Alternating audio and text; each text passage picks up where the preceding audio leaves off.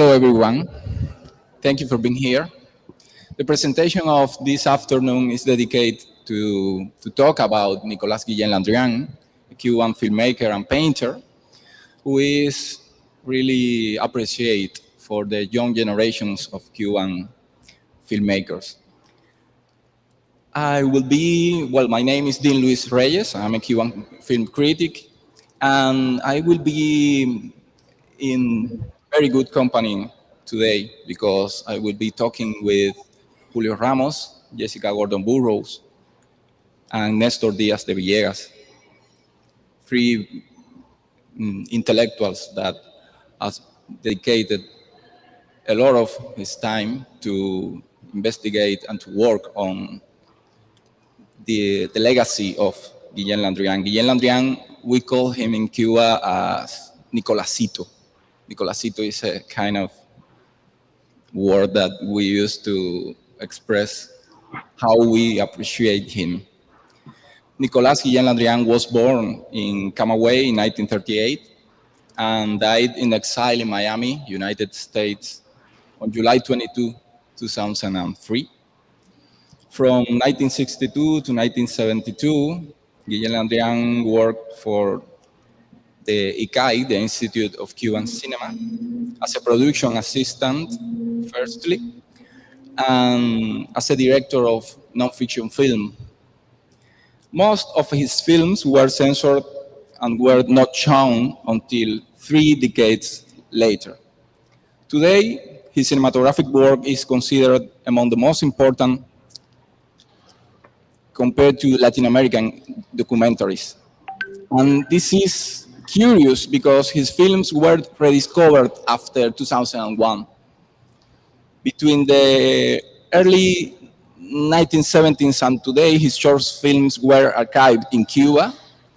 The director himself lived a civil death after being expelled from the Film Institute. He was in prison for 8 years, and he became as a political pursuit until he managed to go to the United States. Since the beginning of the young Cuban filmmakers showcase Muestra Joven, as we know it, Landrián's films have been screened again, and his impact on young Cuban filmmakers was immediate. His way to approaching the people, his predilection for dialectical montage, and for the reflexive treatment of the Cuban social scene made him a defining reference in the poetics of Cuban filmmakers to this day. Likewise, his cinema is the object of a study in film study programs around the world. It's a pleasure for me to be here with dear colleagues whose work has been decisive in disseminating and understanding the work of Nicolás Guillén Landrián. I give them the floor. I propose we take an order beginning with the intervention of Julio, after him Jessica, and we will close with Néstor. Okay?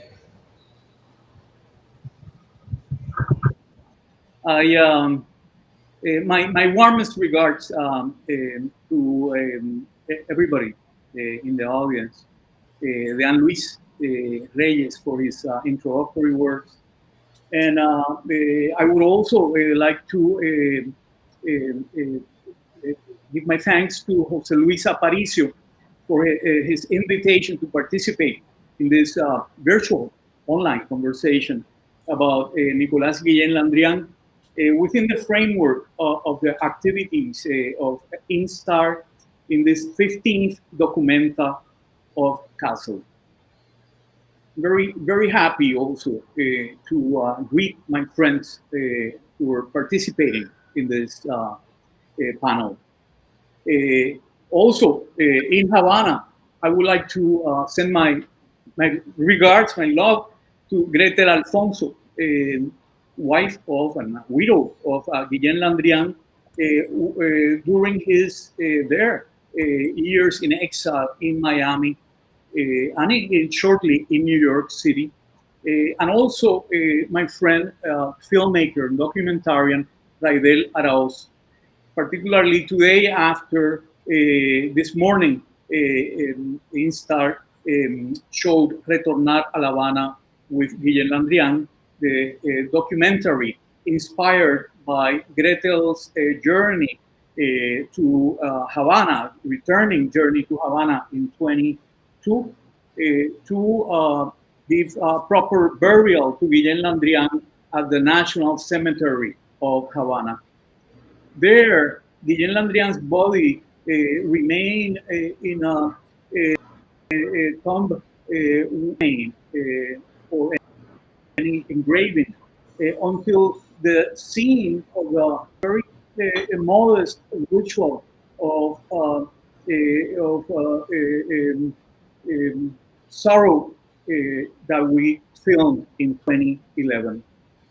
Gretel Alfonso, who is very, very well familiarized with the documentaries and Guillén Landrián's also paintings and his poetry, offered us a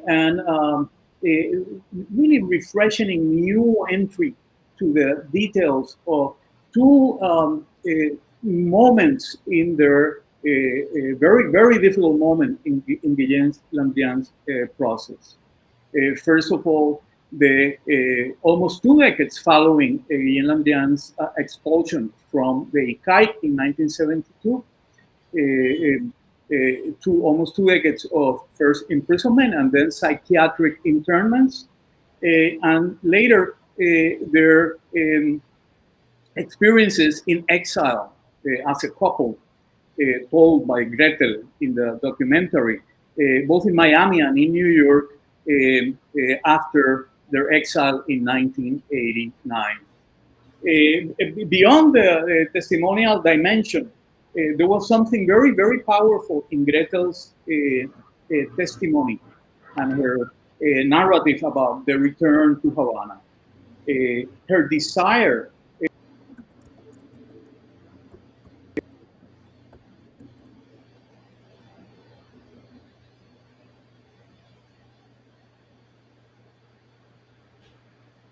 to bring back her that Antigona aura, a nomad and surviving Antigone, nevertheless, whose difficulties and contradictions in that return journey back to Havana, on the other hand, bring forward or raise questions that no reference, bookish reference to the classic tragedy could really answer or satisfy. On the other hand, as I was telling Jose Luis earlier, Jose Luis, director of Tundra and Sueños Alpairo, I would also like to discuss with him, maybe in a different occasion, perhaps it will come up today, about the articulation between creative work in film, the work of critical, conceptual work, and the work as organizer, coordinator in his own process.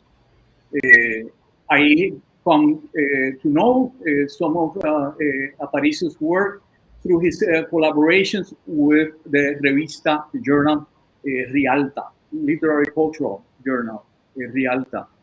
In his revisions, archival revisions, Jose Luis has produced from Rialta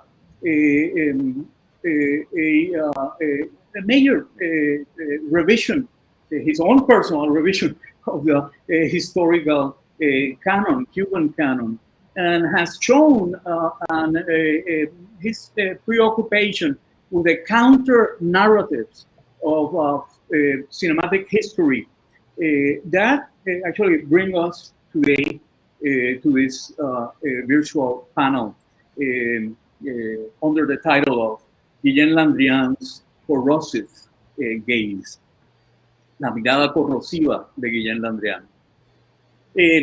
As I was also mentioning Jose Luis the other day, I must admit that I've been, thinking about the title that brought us to this panel today, because I immediately, perhaps too automatically, identify the word corrosive with the decay of matter produced by the chemical infiltration with toxic effects in an ecological system.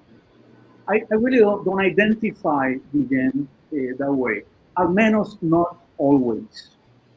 The knowledgeable Latinist that we find through Google remind us that the etymology of the word corrodere from in Spanish, the same Latin root as rodere, could easily be transposed if we had aspirate that R, as we do in some parts of the Caribbean, particularly in Puerto Rico. We would come up with Guillén Landrián's mirada jodedora, who that was not submissive even after so many blows that were at the end not capable of neutralizing his critical power, the potency, the force of his alternative way of perceiving, feeling, and intervening in the order of things. Guillén Landrián's unsettling of the senses throughout his film, which are, by the way, the foundation of his disruptive power, critical power in his documentaries, are inseparable from a ludic, very playful intervention that actually unleashes his iconoclastic impulse, his radical critique of power's audio-visual orderings. When I think about Guillén Landrián's gaze, I immediately associated, it is clear, with his the shape-shifting work on modes of seeing and modes also of listening, that the history of the Cuban documentary and Latin American documentary history too had, at least in my case, taught me to follow. Breakthrough that in my own training as a viewer of these films. This preoccupation with the breaking of the documentary regime immediately takes me to Dan Luis Reyes' fundamental book, La mirada bajo asedio, book on the Cuban reflexive documentary, and also an earlier essay by Dan Luis, almost a manifest, more than an essay, entitled Contra el Documento, Against the Document. One of many critical reflections by Dan Luis Reyes that stimulated the event we call Guillén Landrián in Cuban film history around the year 2000. Dan Luis Reyes' Contra el Documento was dated around those very years, I think around 2000, but published later in book form in 2005. That is almost 3 decades after the censorship and expulsion, final expulsion of Guillén Landrián from the ICAI in 1972.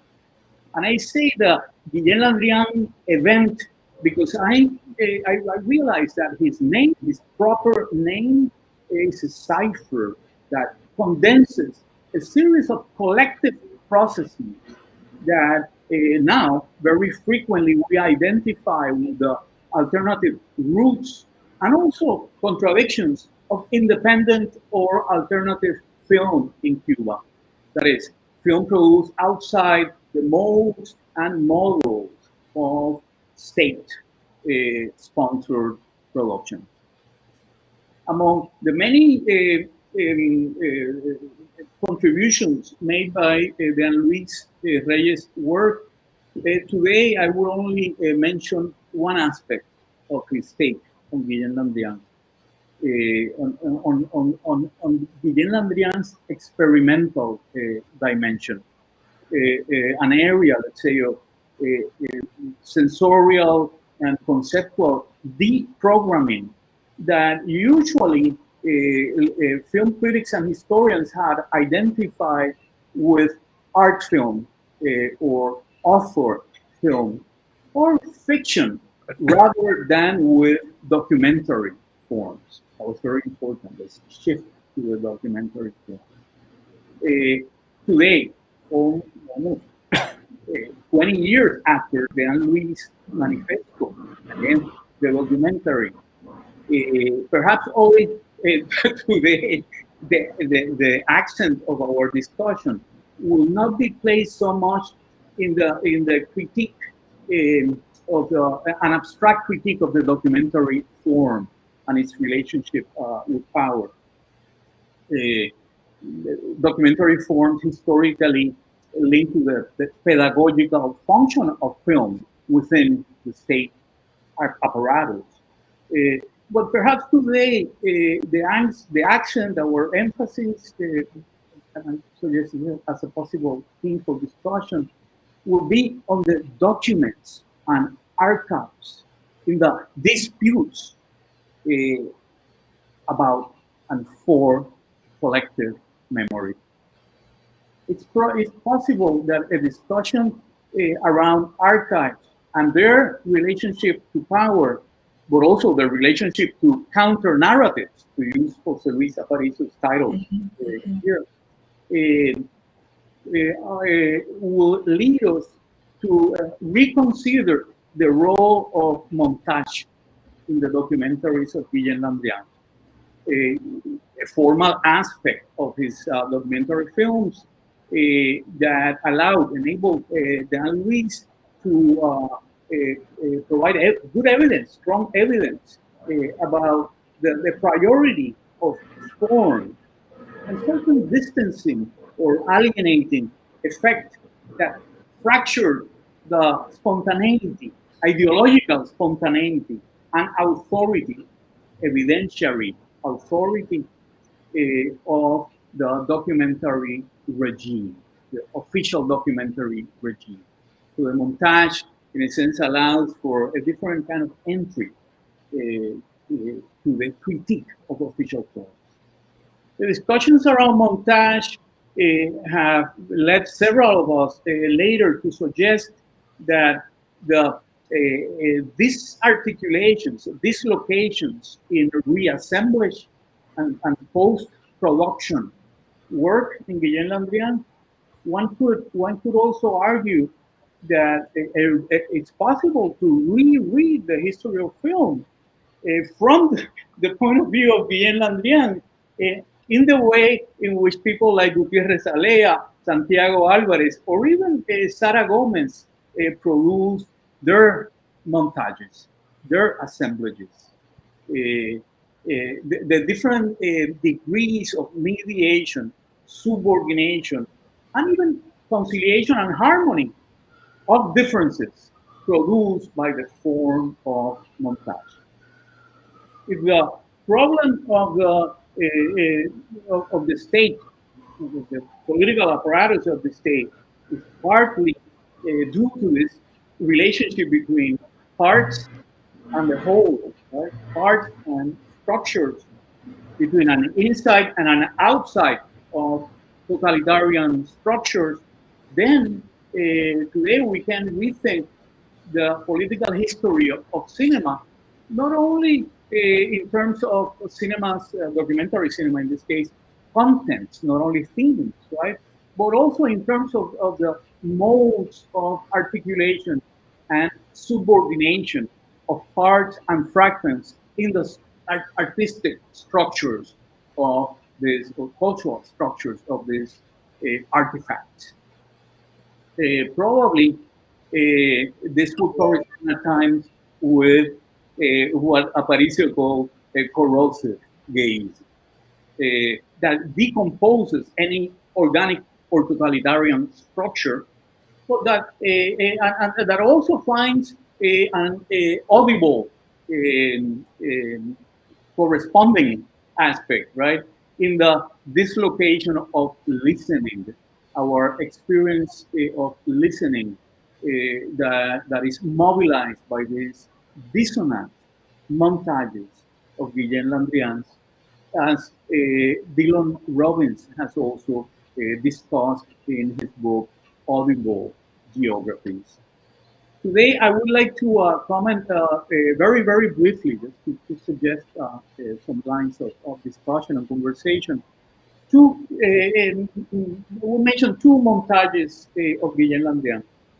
One we find at the very center of archival work in Coffea Arabica, probably one of his more radical documentaries produced in 1968. The second one comes from Desde La Habana, 1969, Recordar, also very radical view of national history, actually, produced in 1970. I refer, first of all, to the very well-known image of Fidel Castro,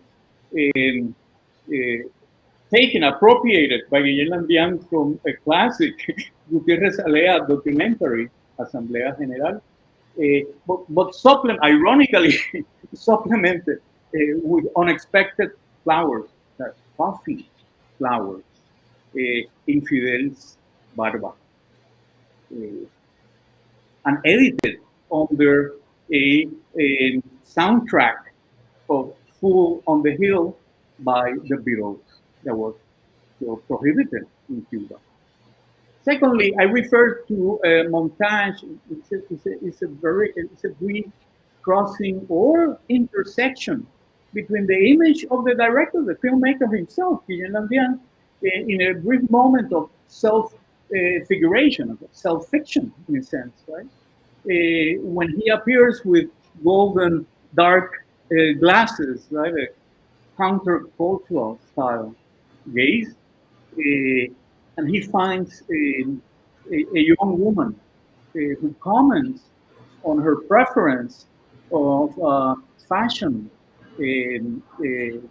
young cultural youth and countercultural fashion, instead of following the interpellation, right, of the state to work as volunteers at the coffee plantations developed by the state around Havana in the mid 1960s. Coffea Arabica is about that kind of voluntary work, to use one of also Sara Gomez's titles. The voice of this young woman in off says that she was much more interested in fashion journals of the 1960s than in doing voluntary work, picking coffee. This encounter between the black director and the white young woman unleashes a sequence, a very important sequence about countercultural rebellions that later are placed in contrast to a montage to the figure of a black communist and union leader, Jesus Melendez, the hero of Nicolás Guillén, the national poet, classic Elegía de Jesús Meléndez. Recorded the reading of the Elegía in Guillén Landrián, in Guillén's uncle, Nicolás Guillén, on recorded, mediated voice. the national poet, the uncle of the filmmaker.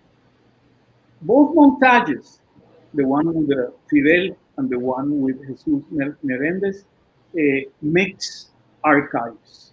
That is, they superpose and juxtapose multiple times, textures, as well as materialities previously processed by different kinds of technology and media. The work of post-production produces a tension or conflict, not only between forms in the montage, but also between different ways of thinking through cultural history, and also counter narratives linked to experimentation of the aesthetics and this artistic link to the political. These montages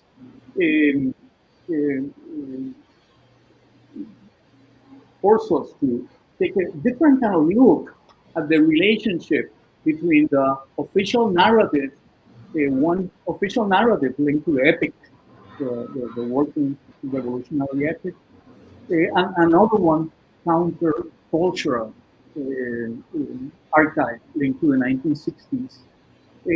Both archives crossed by registers of racial conflict and intensification. The racializing of the film is particularly important in Recordar, where the reference to racism is explicit and is placed at the very heart of Cuban national formation throughout the 100 years after the Grito de Yara in 1868. In a sense, a group of films in 1968-69 celebrated a century after the Grito de Yara. It's possible, as Anne Garland Mahler has argued, that in Tofea Arábiga, in 1968, Guillén Landrián worked with historical reference of a third world discourse linked to the international tricontinental conference. But this interpretation does not consider the countercultural, let's say, experimental archive that Guillén Landrián is also working with in his montage.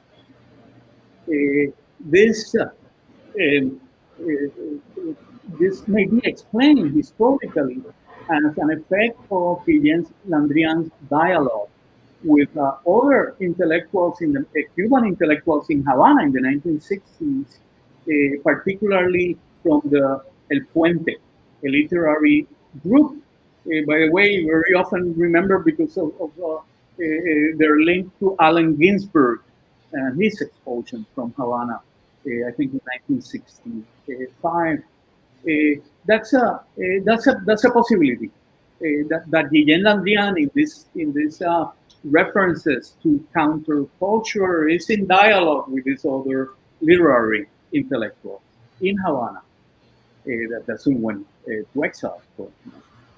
But also, I would like to place this in a broader context and simply ask about the relationship between a filmmaker like Guillén Landrián, an experimental filmmaker like Guillén Landrián, and the global movements that we often identify with the 1968 underground, particularly in film history. My approach to these questions, and I'm approaching the end, has to do with an interest in the films of Guillén Landrián in a Cuban context and also in a Latin American context, but also in a dialogue is an improbable dialogue. It's like there wasn't a direct contact between them, right? That one can, in a sense, imagine between the experimental Cuban filmmaker and two other figures that produce films in the boundaries or margins of the New York underground in 1968. I refer first of all to the Puerto Rican filmmaker José Rodríguez Soltero, the figure relatively lesser known, neglected of the underground film in New York, and also the films by Chilean director Jaime Barrios, that was also very close to the underground.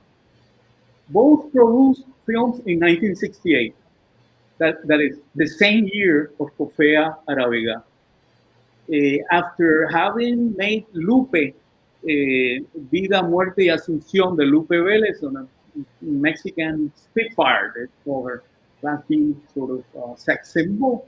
Rodríguez Soltero produces very harsh critique of Andy Warhol's take on Lupe in 1965.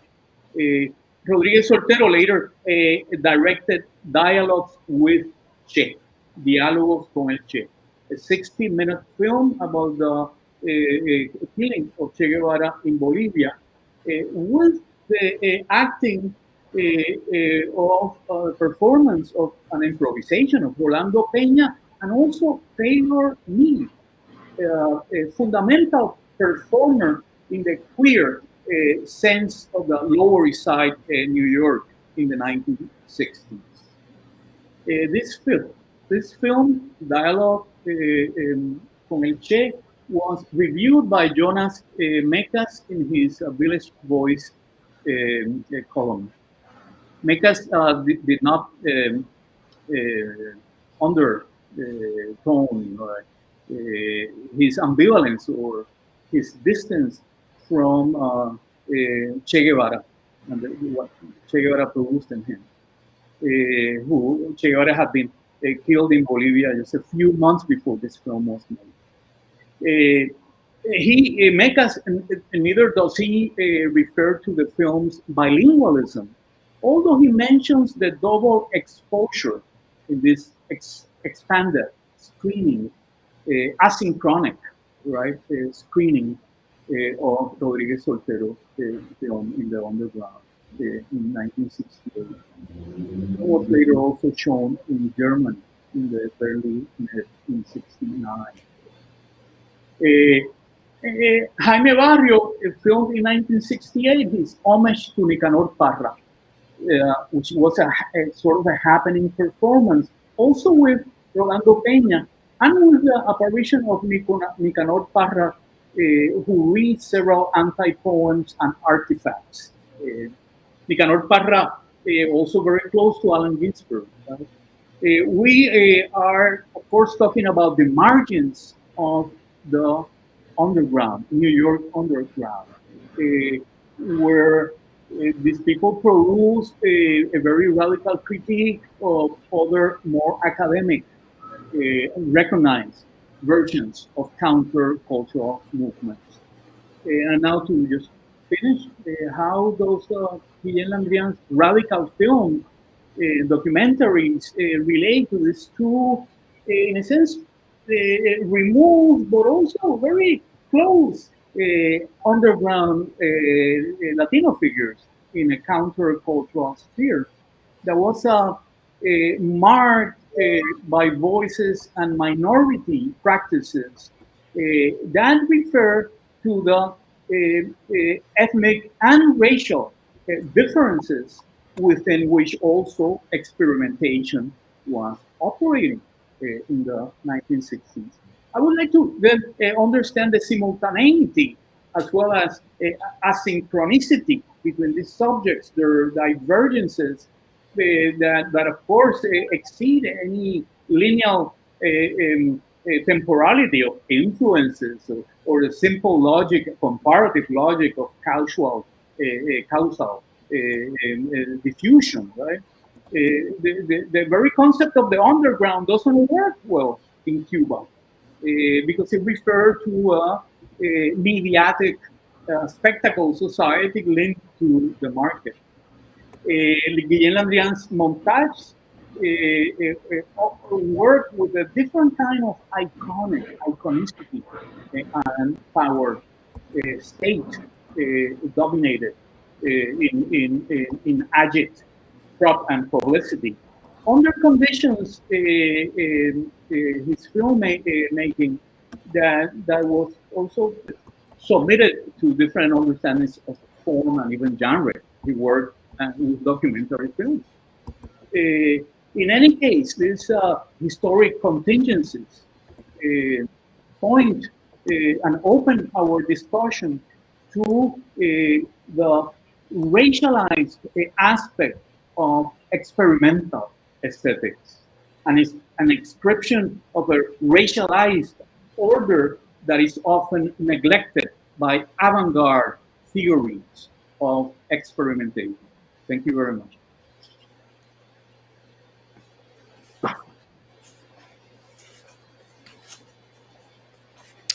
So I believe it's me.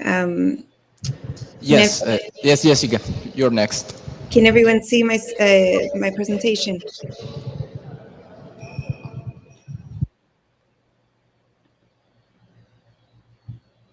Yes. Yes? Okay, good. So first of all, thanks so much to Jose Luis, to echo Julio, for the invitation to this exciting and important conversation. I'm also very happy to be among old friends and mentors such as Díaz, Julio, Néstor. So truly a profound honor. So I'm going to focus my intervention on the final and sole audiovisual work produced by Guillén Landrián in exile in Miami, the documentary Inside Downtown, which has been the primary focus of my critical work on the filmmaker.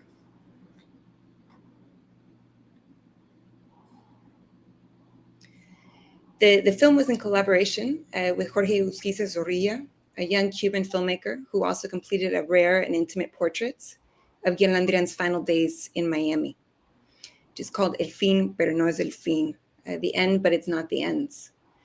So you can see these stills are from a copy compressed for streaming purposes. So just to give you a sense of timelines, Inside Downtown was completed in 2001, just before Guillén Landrián's death, and it's his only moving image work produced outside of the ICAIC, the Cuban National Film Institute.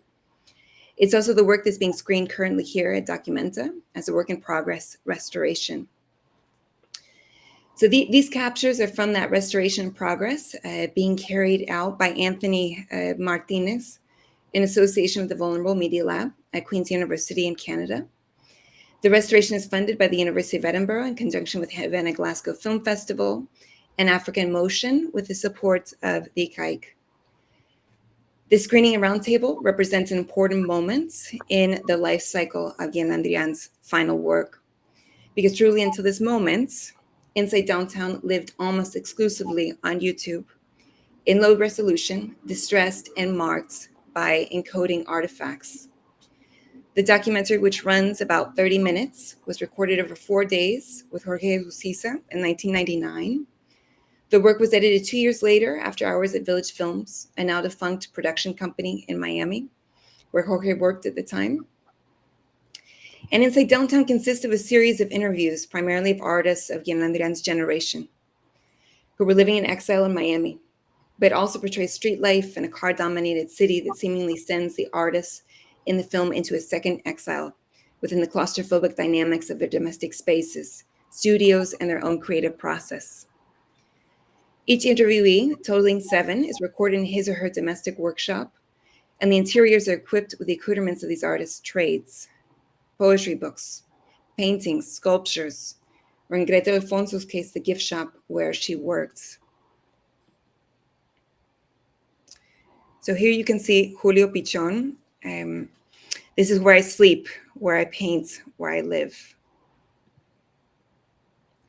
Greta Alfonso, in the gift shop where she worked. Esteban Luis Cárdenas, reading from his poetry book, La Ciudad Mágica. And Tony Lopez.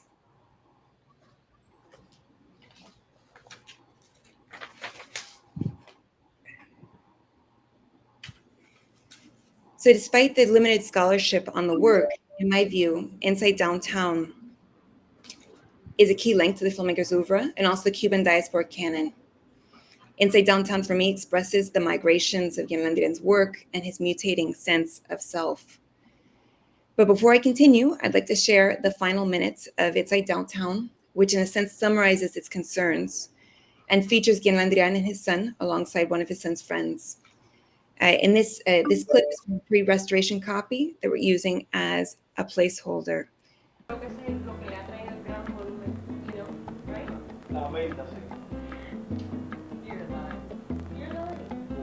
on, I told you everywhere. I told you. Come on, whatever. You're a liar. I told you by the way, by the skate boulevard. I told you I'll go Miami Beach, which I don't want to go. I prefiero por aquí que hasta la playa. Seguro, si por aquí no hay casi nadie. Lo que pasa es que por aquí no hay apartamento en ningún lado tampoco. I even told you. Hay 3 edificios aquí en todo downtown. You said no. 3 edificios en todo downtown. Pero el cosmopolitismo resume de algún modo No, estamos hablando de los apartamentos. por su carácter arquitectónico.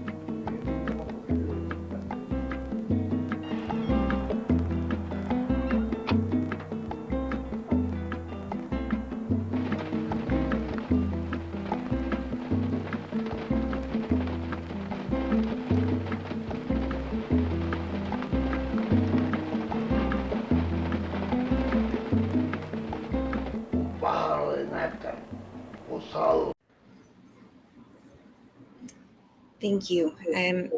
So as the painting leaning against the wall in this scene might reveal, Inside Downtown is also a key link between the two principal creative practices that propel Guillén Landrián's creative life, which were painting and film. It is no coincidence that we find ourselves today at an art fair and not a more traditional cinematic space. I see this back and forth in Guillén Landrián's work as symbolically tied to the film's restoration process. When Guillén Landrián was working on Inside Downtown in 2001, he hadn't completed a film since the early 1970s, when he was basically deactivated by the ICAIC.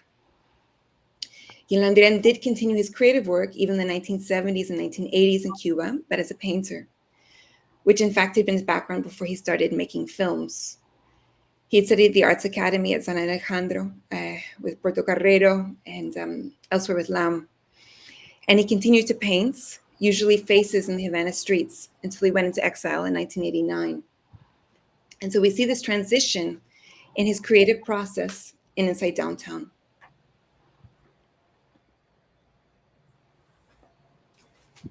So before I return to Inside Downtown as a work, I wanted to share some images to give you a sense of the sort of work Guillén Landrián was completing in the interim period. These are from the private collection of Alfredo Martinez, who was one of Guillén Landrián's gallerists in the 1990s in Miami. I had the privilege of visiting Alfredo's collection in the fall, and it's absolutely fascinating.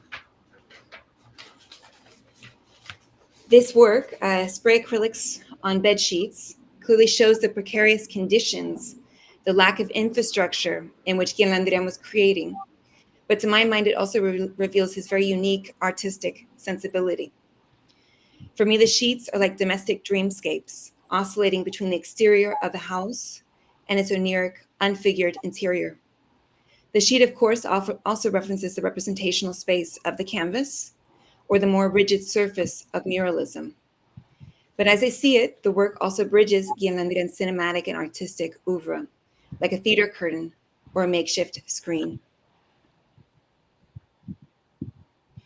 This back and forth between the canvas and the screen is something that Guillén Landrián was very aware of even much earlier in his career. In Manuel Zayas' wonderful documentary, Café con Leche, Landrián, in relation to Osiel Dutor from 1965, says that he set out, and I am quoting here, to make Osiel like a fresco representing the life of the small town's inhabitants. Interestingly enough, in Miami, close to 30 years later, Guillén Landrián would paint Osiel and an image inspired by Kofi Arabiga, on the opposite sides of the same stretched canvas. In this sense, Guillén Landrián's cinematic work is painterly from its start, even if painters are not its subject until Inside Downtown in the final cycle of his creative practice.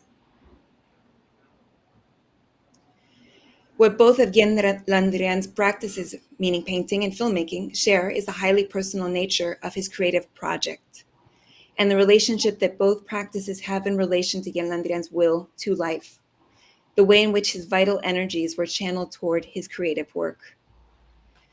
Guillén Landrián in many ways had a sense of being disappeared in Miami, as if he was being erased as a filmmaker and an artist. But the lack of visibility of his work, which to his mind was entwined with his sense of self. And this connection between his cinematic creation and his sense of self is so profound that he stated, and this is coming from correspondence from Manuel Sayas, he stated, "The film made in Miami is my need to show myself. I wanted to show that I was alive."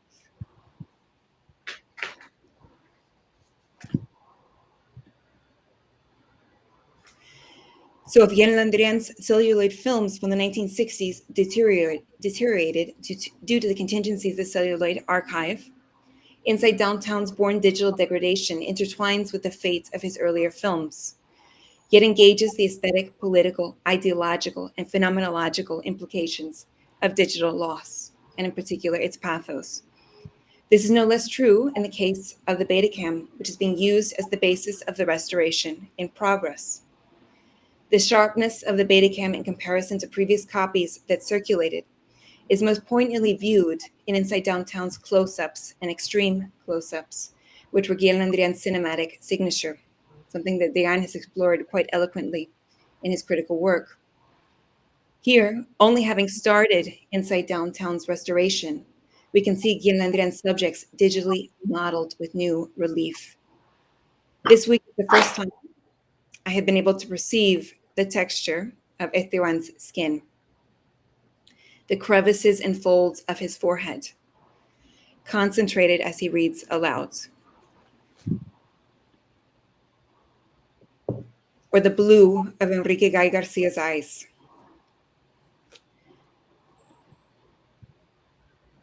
In the Betacam, which lay dormant, latent for 2 decades, there's one image in particular that I would like to call attention to that was interrupted. And that is the figure of Nicolás Guillén Landrián in a key on-screen moment at the end of Inside Downtown, which I showed. His figure in this medium close-up shot is crossed by green artifacts, a digital glitch woven through the analog output of the Betacam. This single glitch, that lasts a matter of seconds, is one of the most laborious facets of the digital restoration that is currently being carried out on the work. For the current screening, it has been preliminarily and imperfectly grafted with the fragments of one of the DVD versions that circulated among film students at San Antonio de los Baños. To restore carries with it many meanings.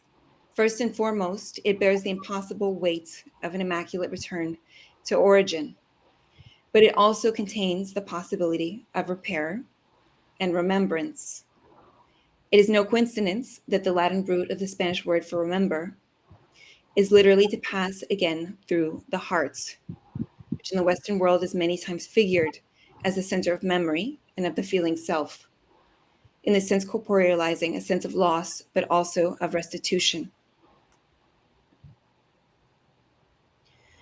I'd like to end with this detail from another one of Guillén Landrián's paintings from the 1990s. According to Greta Alfonso, Guillén Landrián's romantic and creative partner, this painting, like the sheets with which we began, evokes places Guillén Landrián had been prior to the revolution in 1959. Laguna de Leche, or Casilda, in Trinidad, she wrote me. They are sites of memory, doubly displaced. The painting refers back to Cuba as an originary site, but also to a deeper past than Du Ociel or Coffee Arabica, as much as both of those works contain transversal meditations on history and memory. And here in the relief of the layered acrylic and the golden yellow, I believe we might glimpse the bubbling possibility of renewed life to his work. Thank you.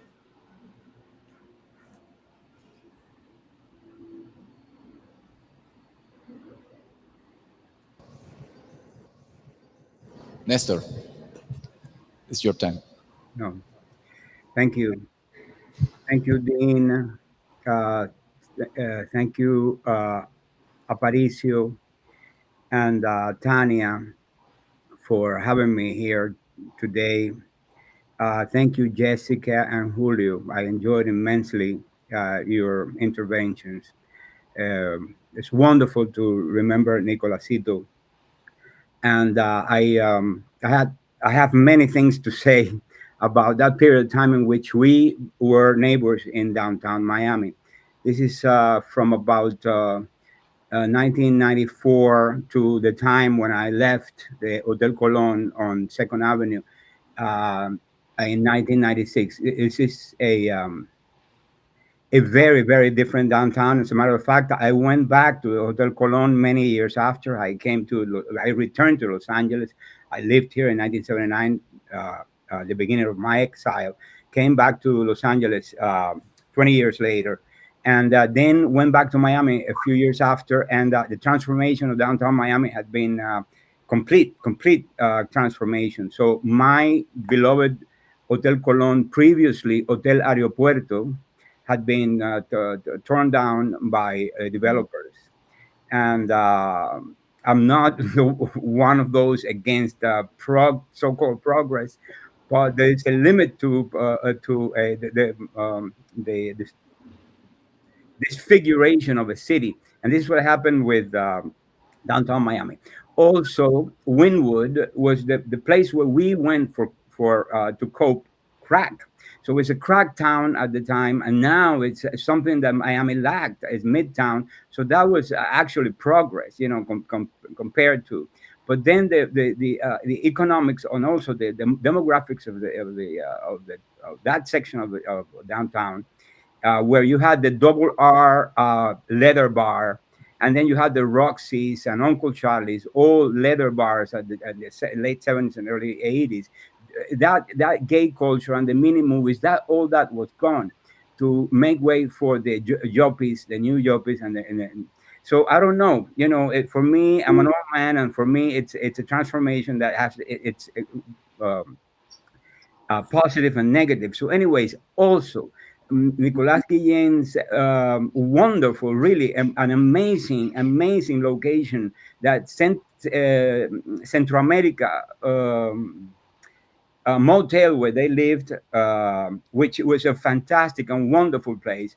At the entrance, the long hallway, the entrance of that Central American motel where they lived for many years, Greta and Guillén, Greta and Nicolás, they had a collection of old stoves. Is that the right word? Stove, kitchen stoves.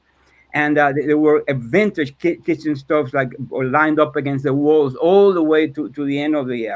So this is the kind of scenarios and things that you used to have in downtown. And now this is the parking lot for Miami-Dade Community College, which is, except for the main buildings of Miami-Dade Community College, which I think is by Candela's architects. The rest, the parking lots that came after are the horrendous eyesores.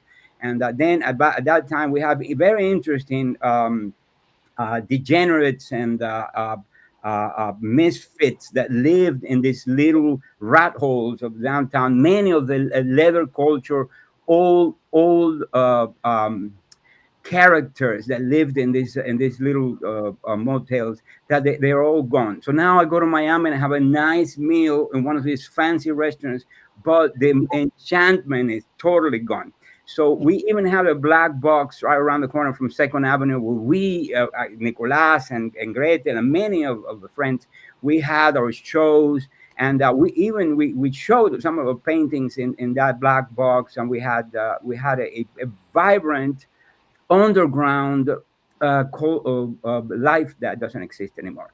So I see the high rises, especially God bless her heart. Zaha did a humongous kind of like maritime or marina structure that looks like a giant octopus, and it's fearful. It's a fearful landscape now, or cityscape, and it's very different. This is what I want to stress from the downtown that Nicolás shows. Then, and I'm going to talk about the concept of downtown, which is very, very problematic in this film particularly. And this is what I'm going to read now in a moment. But it is a very different downtown from where Rick Leith, the Eternal scholar. Since I met Rick in the early the 1990s, Rick was already a student. And I remember Rick when he was a homeless person. He was the boyfriend of a friend of ours, very good friend of Nicolás. It was her boyfriend. And Rick was always the eternal student at Miami-Dade Community College and other colleges. I don't know if he ever graduated, but he was always studying something. And here we have Rick in his in classic attire and classic moment in his life in which in his little studio, which I know very well, Rick was like having a little lunch and talking about his career, sex career. So this is very endearing. This is very touching. I watched the documentary yesterday again, and what I want to say is that this downtown is also like the Toa or the Toa River district and everything else in Nicolás Guillén's work. This is a creation of his mind.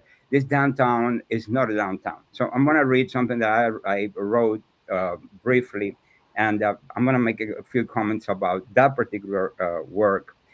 And after, I'm going to show something that just resurfaced recently, just really a couple of days ago. I was speaking with my friend Benigno Du, who is a very good friend of Nicolás Guillén since the 70s. And I asked him just, casually, and I said, I remember that you had some of the Samizdats, really, the little magazines that was published at the Knot House in Havana, the Mazorra Asylum, where you were a literary advisor in the 1970s. And I remember there was some works by Nicolás Guillén, so nice and so wonderfully intent on looking for this document among the piles and piles of things, because this is one of the great archives of the Cuban history. It's Benigno Du. Benigno Du has so many documents, and he went and he looked for it, and he came out of that pile of documents with no less than 2 numbers of the magazine Hojas, published in 1979 by the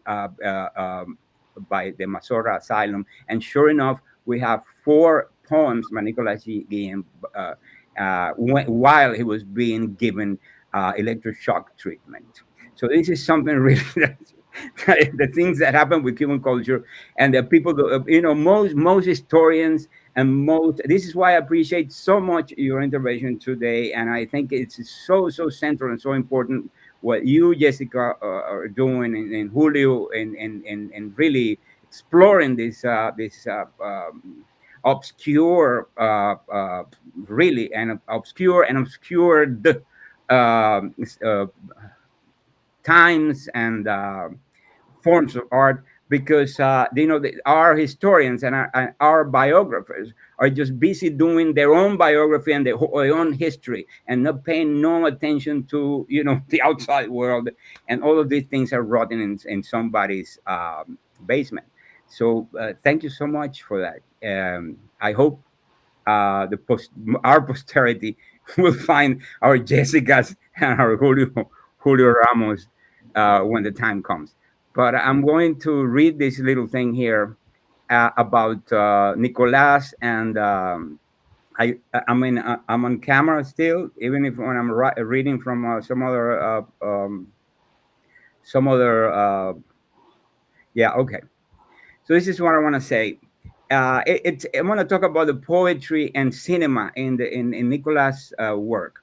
And it's just a few observations concerning Inside Downtown. In Inside Downtown, cinema, for me, is literature. As for Nicolás Guillén, is the most literary and literal of all post-revolutionary Cuban filmmakers. I would dare say that Nicolás was primordially a poet. And perhaps it'll come to a surprise to our researchers that Nicolás downtown never really existed, that is a rather literary construction. Almost none of the people in this film actually lived in downtown. The only resident of the area at the time was Rick Leith, the eternal scholar. By the time of the shooting of the film, Nicolás and Gretel Alfonso had already left downtown and lived in the apartment where the poet Esteban Luis Cárdenas enters the film. That little Havana location is quite a ways from downtown. I had moved out of downtown by late 1996 after 3 miraculous years at the Hotel Colon on Northeast 2nd Avenue, where I wrote 2 sonnet cycles, Miami Vice, Vicio de Miami, and Confessions of the Flagler Street Strangler. In 1997, I had filmed with cinematographer Felipe Gajate the documentary Conozca Flagler Primero, Know Flagler First, that premiered in its original version, now lost, at the Spanish Cultural Center of Coral Gables in 1998. That night, Nicolás and Gretel were in the audience. In 1996, I fell ill with pneumonia gaddini, an opportunistic illness associated with the late stage HIV, and I was rushed to the Jackson Memorial Hospital by my good friend, Gretel Alfonso Guillén. Nicolás and Gretel uh, knew downtown intimately. During the time I resided at the Hotel Colon, they lived at the Centro America Motel and were my neighbors. Two of my Miami Vice sonnets, two of the Vicio de Miami sonnets are dedicated to Gretel in downtown. When the first copies of Nicolás' work from the 1960s were smuggled out of Cuba, we watched them together in a tiny television set with cassette player at my studio apartment in downtown. Nicolás' last film showcases a cast of wanderers and misfits that didn't really live inside or outside anywhere. People like the homeless man who asked for $2, were on the run, in perpetual flight, in a van or a beat up transportation. The artists Julio Pichon, Guy Garcia, or Tony Lopez never lived a downtown life. No one except us and the actress Barbara Safille remained for any period of time in the center of town. Downtown Miami in 1995 did not attract any permanent residents, and those who inhabited its tenement houses and dingy motels knew that they were just passing through. Cardenas never lived in downtown. He did, nor did the poet Eddie Campa, who is not in the film, but who was a very good friend of all of us. They were little Havana denizens, and only came downtown to cope crack or to sell their fake jewelry. Downtown is the setting of several of Campa's most intriguing short stories. But when night fell, Campa took the S bus and went to sleep on the beach in a lifeguard booth because downtown was never a safe place to sojourn. Sylvia Sarasua's apartment was located on Brickell Avenue and used to be a tenement house, if anyone can believe that such a thing can ever existed on Brickell. The city historians had moved the wooden structure called a cracker house from its original location, as Sylvia herself tells in the film. It was old Dr. James M. Jackson's house, after whom the Jackson Memorial Hospital is named, partitioned into 6 dingy apartments owned by a Greek landlord named Korkos Takis. Sylvia was one of Nicholas' groupies at the time. She started coming downtown following in Nicolás' footsteps. The filmmaker and his wife had previously lived in various Flagler Street motels, sometimes funded by Cuban charitable associations, and some other times by Sylvia herself, who was devoted to Guillén Landrián. Nicolás wrote lots of poetry in downtown. The rest of his time he dedicated to painting. He had clients who bought his work. Some of them were rich merchants. The way Nicolás and Grete Gretel could and that's the way that Nicolás and Gretel could afford the rent. Nicolás was receiving only a modest disability check at the time. The backbone of Inside Downtown is Cardenas' poem Barrio, which begins with the remarkable line, "A mother of pearl bird trilled perched on the tip of a yellow mast." By the end of the film, Nicolas' cinematography matches the mother of pearl bird with the yellow mast of Chinese architects I.M. Pei's tower in downtown. It's fantastic synergy of visual and literary metaphors, a juxtaposition of disparate images, Afro-Cuban poetry and Chinese postmodern minimalism. Nicolas has saved for posterity the archetype of a city and the soul of a people. That is what Nicolas had been doing since his first films. The intertitles take on a literary function, they serve as a lyrical device. The intertitles carry the epigrammatic commentary and they run parallel to the purely cinematic. The overlapping of writing and cinema produces a unique form of narrative. Samples of these epigrammatic writing styles can be found in the poems that Nicolas wrote at the Masora Asylum for the Insane in the late 70s, a treasure trove that the poet Benigno Du has preserved for 43 years and made available to us today. The writing in the films of Nicolás Guillén Landrián's work, the writing in the films of Nicolás Guillén Landrián works as a kind of superstructure, what Benjamin called superstructure. There are two traditional concurrent layers, that of the concrete melancholic music by Roberto Varela and the drone of official speech, the radio broadcast, and the party harangues, which pervades the entirety of Nicolas' documentary work. This cold data becomes hot when overlaid upon the erotic context, as in Ociel del Toa.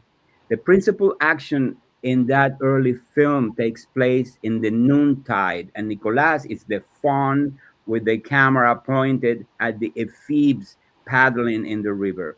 This variety of rural homoeroticism is a permanent mark of the Cuban Weltanschauung, brilliantly registered by the queer eye of none other than Nicolas Guillén. Ociel del Toa, and to a different extent Inside Downtown, are Nicholas' poems to the wild-eyed boatman and the streetwise hussy, the hobo and the ghetto urchin. In some ways, downtown Miami is the long-shot extension of the Toa River scenarios, even if we don't see the river in the latter movie. This fictional space existed only inside Nicolas Landrian's head, who dedicated his cinematic swan song to a fleeting reflection of the golden city in the waters of time.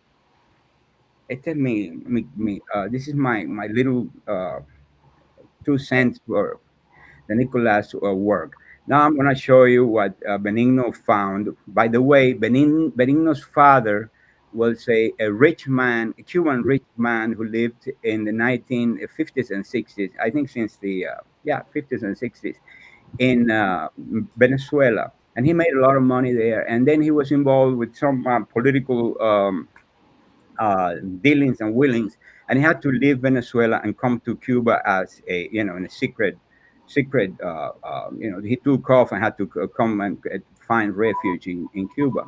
He brought his money with him, so they took in Benigno's father Remigio and the two kids, Remigito and Benny at the time, kids. And if I'm not mistaken, as life would have it, Benin Remigio Du was the first director of the Cordón de La Habana, who is directly connected to the Café Arabica disaster that happened at the time. So this is how everything everything comes full circle. And so when Remigio Du was the director of the Cordon de la Habana at one point or another, they had to let him go because he wasn't really an administrator or anything like that. So this was a very important economic plan at the time. I was in Havana, and the moment when this was happening, this is the time when we all filled little like plastic bags of soil to plant a little coffee little plant, and this was the whole island was dedicated to that. And but they have a radio station. The radio station was very famous because one of the few radio stations in the late 60s and early 70s, Havana, you could hear foreign music. You could hear Eric Clapton, a little bit of Cream, and a little bit of Great Funk Railroad, and so that it was important in that cultural sense. And they had a particular thing that it was the talk of the town in Havana during those years. It was the time, the way they gave the time. Every like 5 minutes or 10 minutes after the song, instead of saying it's 10 past 12, they would say a quarter of an hour before the clock strikes 1:15. So you have to make mathematics to understand what time it was. They said 10 minutos para las menos cuarto, they used to say, and it was a funny thing in Havana at the time. So this is the Benigno father making, and this is ahora Chris. Oh yeah, this is it.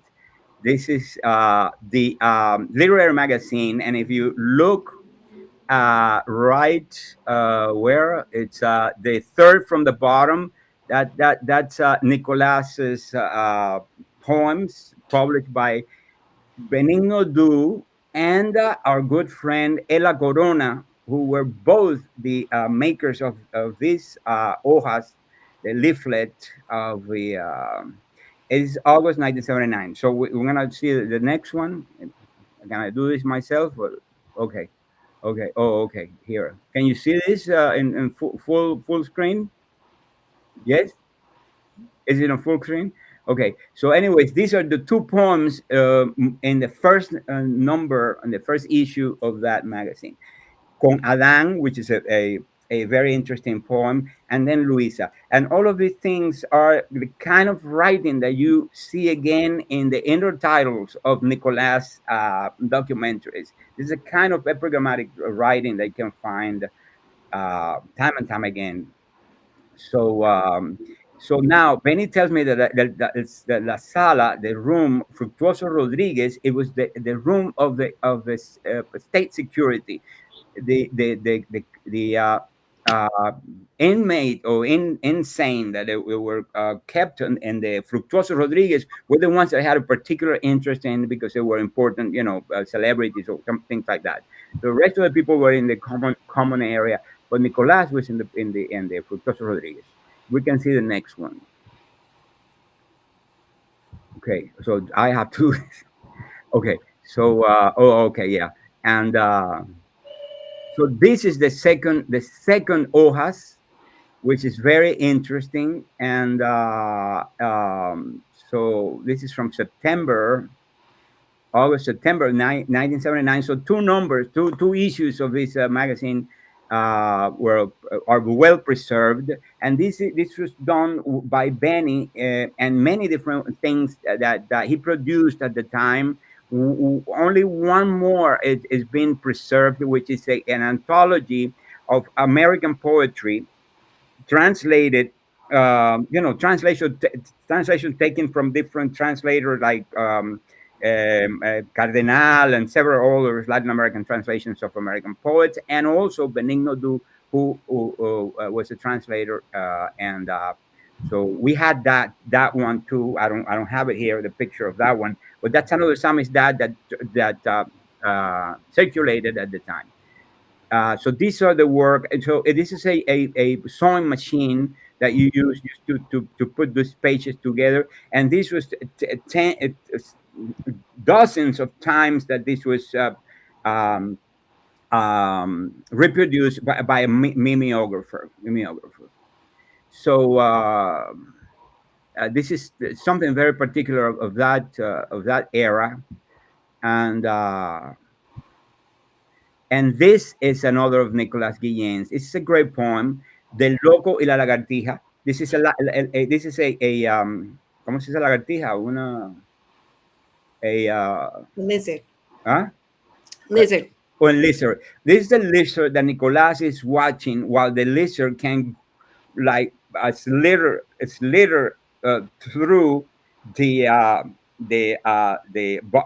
iron bars on the roof of the asylum, and she can go and run free while he is inside watching this little creature going into. So this is a beautiful poem of La Sala Fructuoso Rodriguez of the Insane, and these are the people that were and this is the back cover of that magazine uh, of the Mazorra Asylum at the time.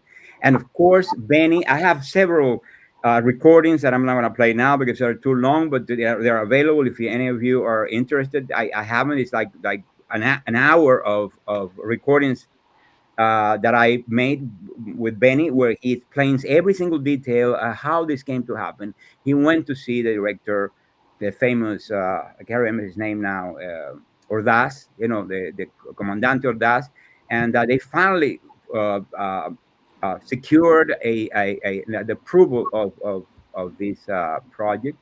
And so this is how that happened. And that's it. Yeah.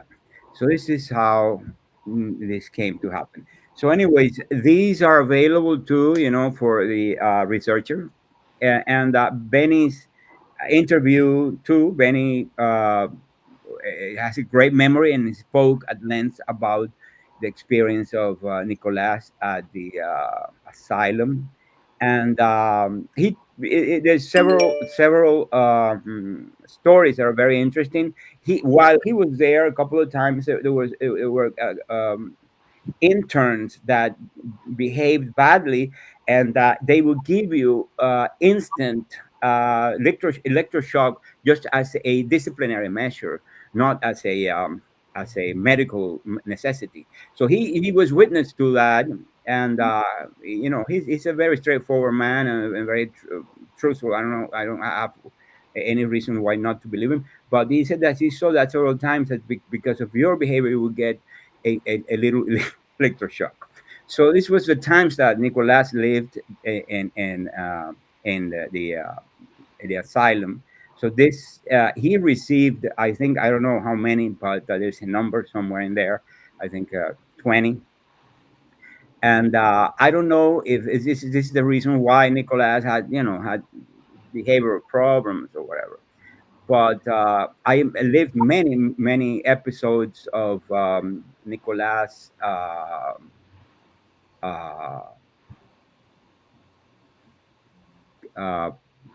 craziness in many ways. Most of the time, he was known to be a gentleman, but for some of the times, Nicolás would take a water hose and at 1 o'clock in the morning and hose the motel from top to bottom, top to bottom, top to bottom. There was nobody that could stop him from doing that. That was one. Or he would get very mad if the beans, the black beans, were hard at the Versailles restaurant, and he could get violent if the beans were hard. The beans could fly across the restaurant if they were not to his taste. So I think all of this was a result of that episode, and that never got cured. That never got that resolved. And this is a direct consequence of the years of that the great artist spent at a psychiatrist institution. This is the way it was at the time. Anyways, thank you all for inviting me, and this is a little bit of the many things that we live together in that area of Miami now. Underwent like some kind of like a facelift and it's been injected with the bottles of concrete and glass. Thank you so much, Nestor. You remind me with your testimony about Hojas and the confinement of Guillén Landrián and the other persons in National Psychiatric Hospital of Mazorra in Havana. That